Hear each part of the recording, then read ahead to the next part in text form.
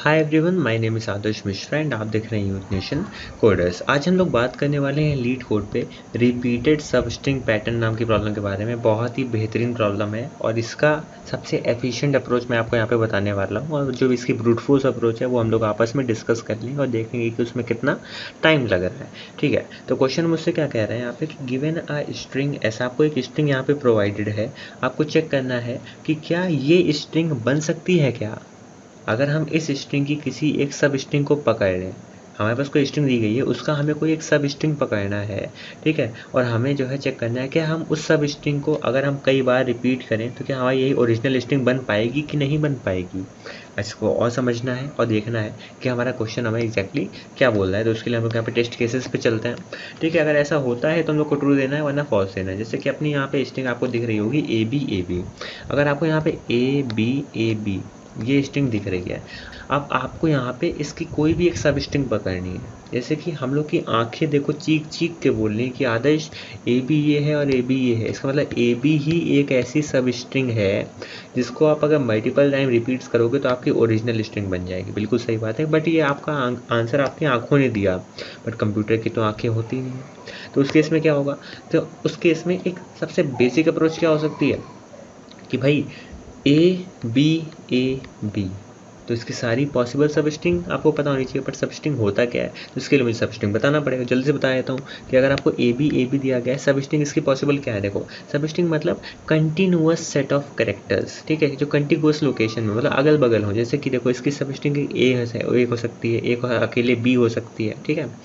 ठीक है, ए के बाद और क्या हो सकता है, ए बी हो सकती है, ठीक है, ए बी ए हो सकती है, ए बी भी एक सब स्ट्रिंग है, ए बी ठीक है, ये हो गया। अच्छा, और क्या है, एक आपको बी ए, ये देखो ये बी ए एक सब स्ट्रिंग है, ठीक है। एक है बी ए बी मतलब लगातार होनी चाहिए, ठीक है, कैरेक्टर्स को स्किप नहीं कर सकते हो। बी ए बी हो गया। और क्या हो सकता है, देखो ए बी हमने निकाल ही दिया है। अब इसको देखो लॉजिकली देखना होता है, तो कैसे इसको देखा जाता है।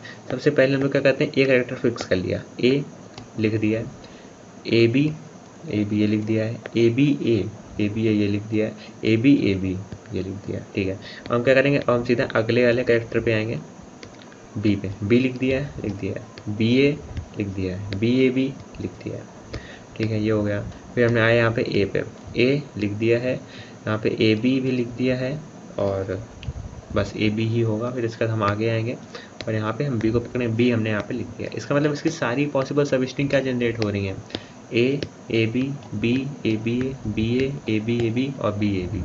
अभी इतनी सारी सब स्ट्रिंग में आपको वो ऐसी सब स्ट्रिंग निकालनी है जिसको हम अगर मल्टीपल टाइम रिपीट करें तो ए बी बन जाए। तो ए को अगर मल्टीपल टाइम रिपीट करेंगे तो कभी ए बी बनेगा नहीं बनेगा, तो ए को हमने हटा दिया। अच्छा, अब हम यहाँ पे कहते हैं बी को हम कई बार रिपीट करेंगे, ए बी बनेगा नहीं बनेगा।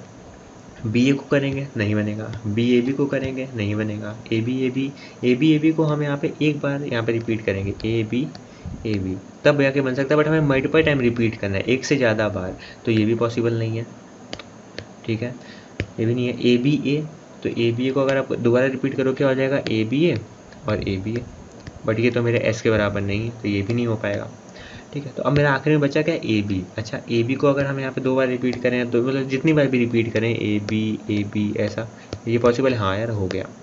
तो एक इसका ब्रूट फोर्स टेक्निक आपको क्या मिली कि भाई आपको सारे के सारे सब स्ट्रिंग्स को पहले जनरेट करो। पहला काम क्या है कि आपको यहाँ पे जनरेट करना है ऑल सब स्ट्रिंग्स।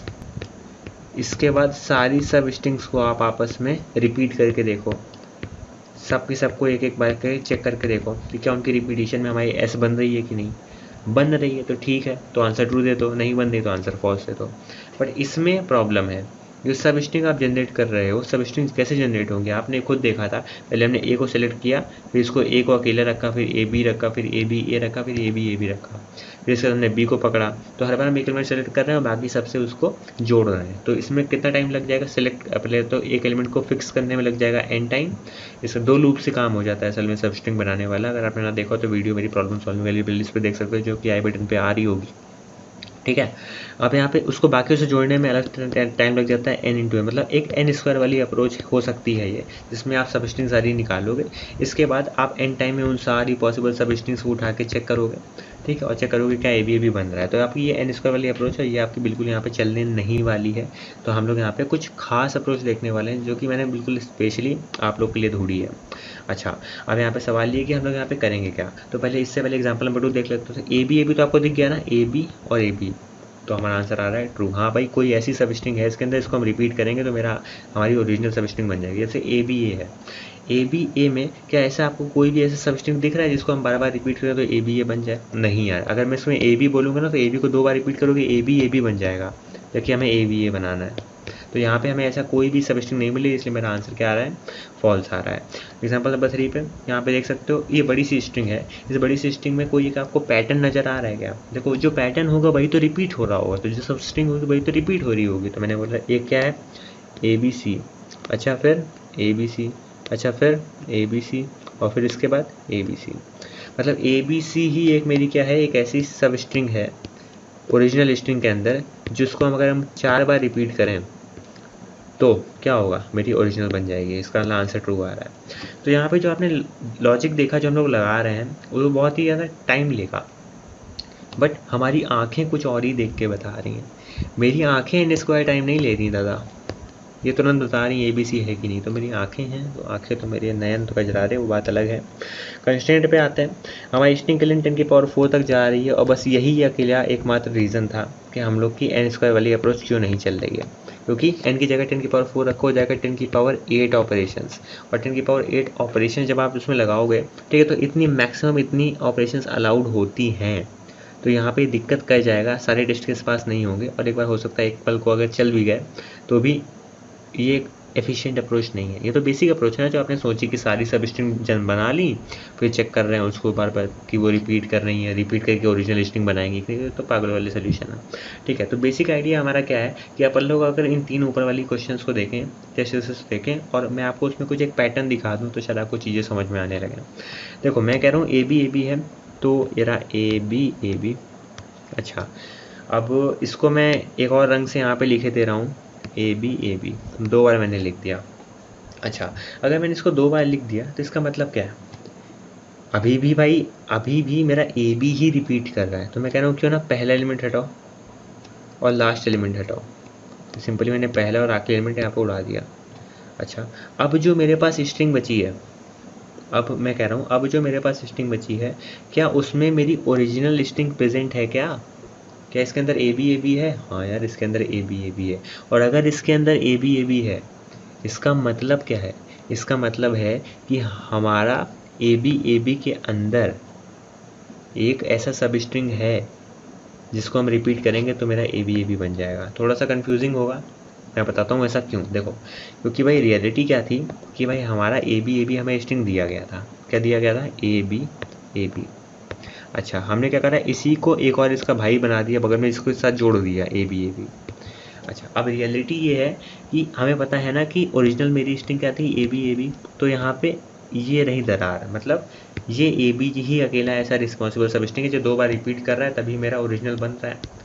अच्छा, तो मुझे अब मैं कह सकता हूँ ना कि अगर मैं अपनी स्ट्रिंग को किन्हीं 2 पार्ट में बांट दूँ तो मुझे पता चल जाएगा कि हाँ भाई ये चीज़ रिपीट कर रही है। यही तो होता है ना, रिपीटेड सब स्ट्रिंग पैटर्न यही तो है हमारा, कि हमारी कोई भी सब स्ट्रिंग जो है उसको कई बार रिपीट करोगे तभी तो जाके बनेगा। तो मैं कह रहा हूँ क्यों ना अगर मैं स्ट्रिंग को कुछ इस तरह से बांट दूँ कि 2 अलग अलग कुछ हिस्से हो जाएं और वो हिस्से सारे बराबर हों, तभी तो हमारी सब स्ट्रिंग रिपीटेड होगी। ठीक है, तो मैं क्या कह रहा हूँ कि भाई अगर आपको हिस्सों में बांटना ही है तो क्यों ना ऐसा करो ना कि एक लेफ्ट हाफ होगा आपका और एक राइट हाफ होगा।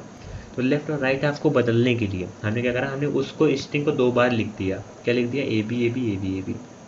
अच्छा, अब देखो, अब हम चाहें, अब हम इसको ऐसे देखें कि लेफ्ट और राइट हाफ में बदलें, तो आप तो कह दोगे ये देखो भाई आदर्श, ये रहा तुम्हारा लेफ्ट हाफ और ये रहा तुम्हारा राइट हाफ, देख रहे हो दोनों हमारे लेफ्ट और राइट हाफ दोनों सेम है। इसका मतलब क्या है?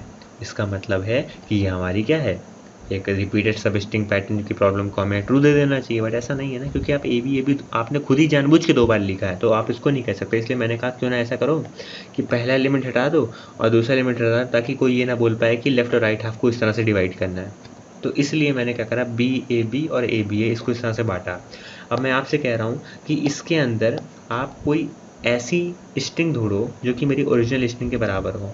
तो मेरी ऐसी कौन सी स्ट्रिंग है जो मेरी ओरिजिनल स्ट्रिंग के बराबर है? देखो यहाँ पे ए बी ये है। तो मैंने क्या करा, मैंने अपनी ओरिजिनल स्ट्रिंग को इस मॉडिफाइड स्ट्रिंग में ढूंढने की कोशिश करी और मुझे मिल गई। देखो यहाँ पे कलर बदल नहीं गए थे, ये ए बी अलग है, ये बी अलग है। तो अभी समझ में आ रहा है। जिसमें स्प्लिट की बात कर रहा हूँ, जो मैं बीच में दीवार की बात कर रहा हूँ अपनी ओरिजिनल स्ट्रिंग के बीच में, वो दीवार ये है। और ये दीवार बनेगी कैसे? जब मेरी पहली वाली जो स्ट्रिंग है उसके मैं कुछ आखिरी के 2 कैरेक्टर यूज़ कर लूँ और आने वाली स्ट्रिंग के आखिरी के शुरुआती 2 कैरेक्टर यूज़ कर लूँ। अगर उन दोनों को मिला के मेरी ओरिजिनल स्ट्रिंग बन जा रही है, इसका मतलब मेरी स्ट्रिंग के अंदर ऐसा कोई सब स्ट्रिंग प्रेजेंट है जिसको रिपीट करने पे मेरी वो स्ट्रिंग बन जाएगी। तो ये वाला कॉन्सेप्ट देखो इस पे चला। अभी हम लोग नीचे एक और क्वेश्चन पे देख लेते हैं, वहाँ पे चल रहा है कि जैसे ए बी ए है, ठीक है।